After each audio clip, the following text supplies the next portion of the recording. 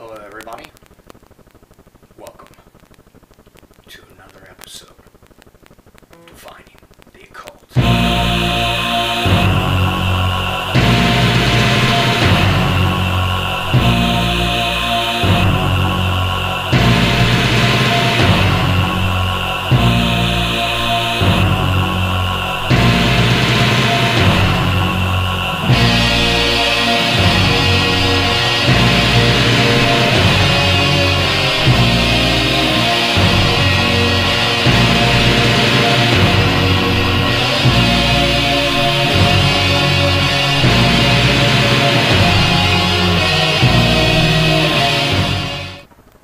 A place named Sumeria is where it all began.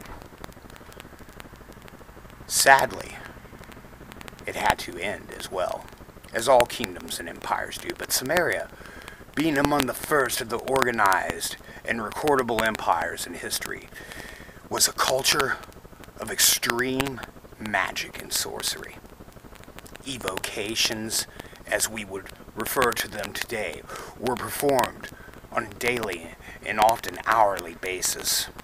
Astronomy was held in high regard, as well as astrology.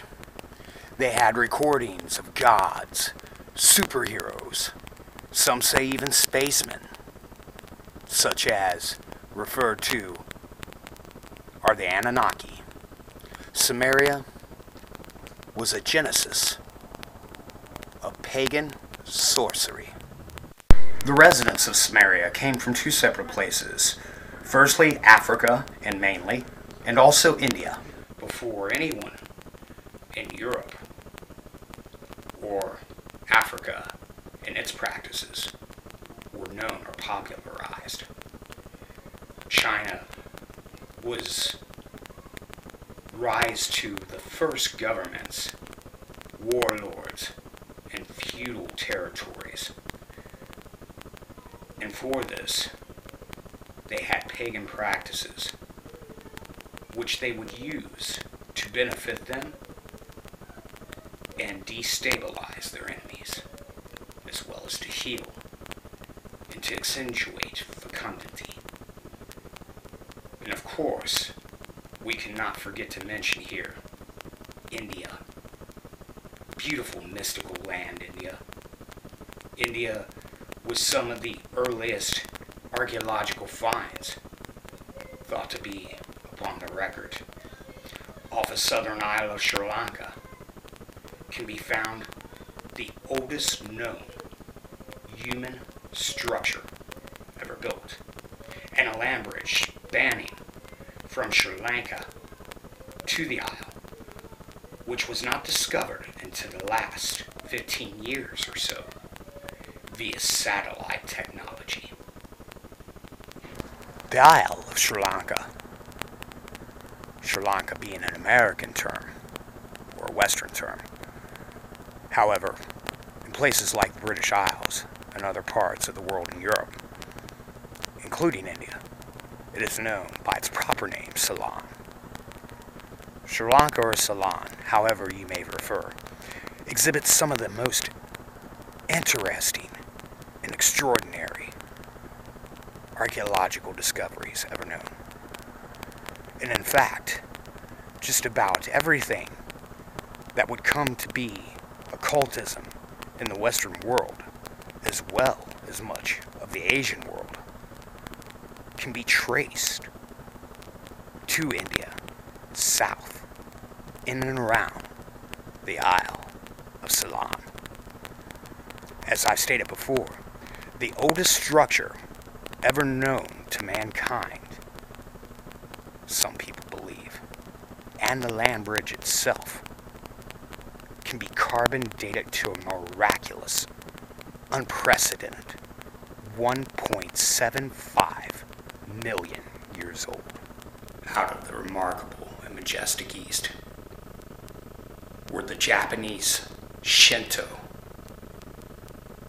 the various pagan forms throughout the Asian continent.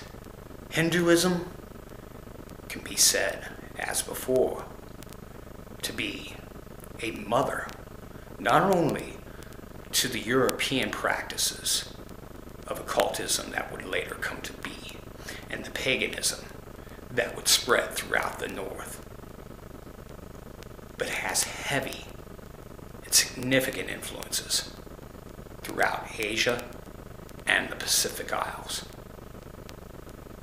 Some of these can be seen in Polynesian practices, even all the way to the remarkable monuments of stone which decorate Easter Island. This is the very reason why so often it is, when referring to the early tribes that would be considered Celtic, Anglo-Saxon, and their predecessors, such as the Scythians, they are known as Indo-European peoples. These practices out of the East heavily influenced ceremonial magic that was to come, and the Kabbalah as well. Throughout the Middle East, pagan practices such as revering and giving reverence and offering to the ancestors in the form of cast stone and iron and other metallic idols was quite common. It is recorded in the Judeo-Christian scriptures that idolatry is a sin. However, it wasn't necessarily that these pagan peoples were revering the substance of the idol itself, so much as what that image represented to them and to their forefathers. There was much that was demonized by the forces of organized religion, such as Islam, Christianity, Judaism, and to a smaller extent, definitely not an organized religion of the sort, Buddhism. Buddhism definitely made its presence felt and spread very, very rapidly throughout the Orient. Out of the warm and desert as well as jungle climates of the continent of Africa is where a series of practices began, shamanic in nature, obscure in their practice, and they varied greatly. Collectively, these were practiced by a multitude of tribes across the continent. This shamanic activity and the branches thereof would eventually develop into what we know today as modern voodoo. Modern voodoo has roots not only in the Caribbean, south of the United States, on the Isles, but goes all the way back to the very, very early days of humanity. As it is well known, at one time, all human races, it is believed, have origins in Africa. Africa has produced some of the earliest skeletal remains ever found or located anywhere on the globe. Voodoo has become a pop culture phenomenon in some areas. In New Orleans, there are entire shops and places online even where you can order a variety of things, from anything from pre-made voodoo dolls to candles to potions, you name it, it's out there. Voodoo has given rise to other branches of occultism, including, some say, Santeria. Santeria being a little bit more of a modern phenomenon. But believe it or not, there's already several other branches off of Voodoo and Santeria alike. Every day, the occult fields and branches grow more and more complex, adding more and more flavor and life to a collective array.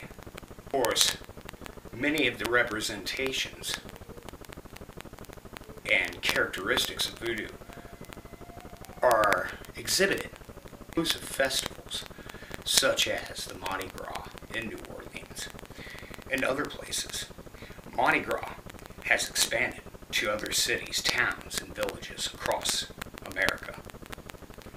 The Creoles of the South, along the Gulf Coast, and in around New Orleans, also have contributed immensely to this voodoo, Mardi Gras, pop culture phenomenon.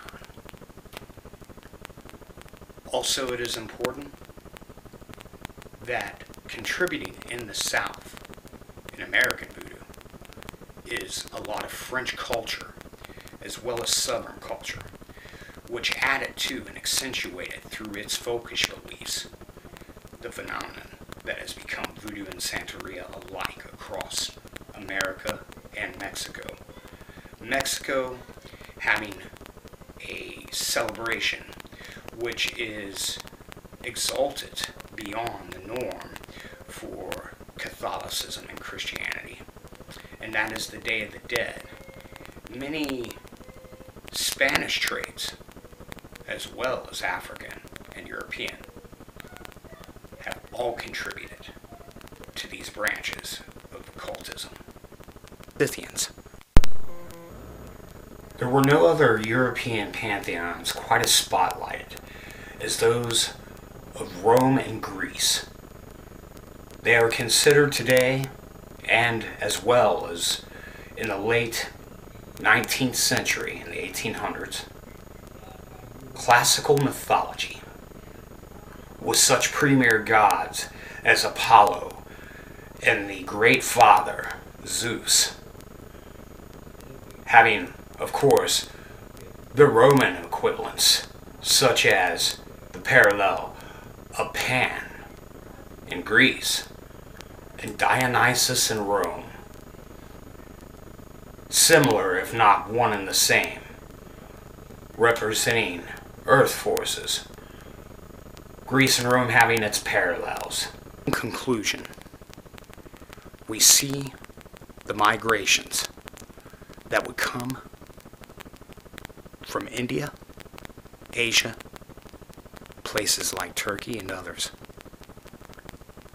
begin to bring peoples to the north to populate what is now known as the Russian steppe.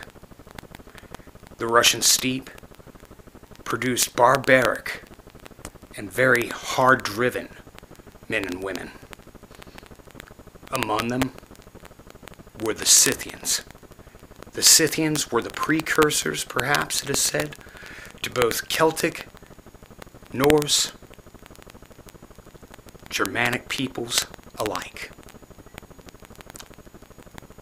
The classical barbarians of Europe, the Keltoi, as named by the civilized Greeks, had their ancestry with the Scythians. And it is believed that the Scythians exited what is now known as Iran and the Iranian Peninsula long before the coming of Islam or even Judaism. Some have even said the Scythians could be a lost tribe of Israel. That is all speculative. However, the Scythians are definitely the grandfathers of barbarian pagan Europe.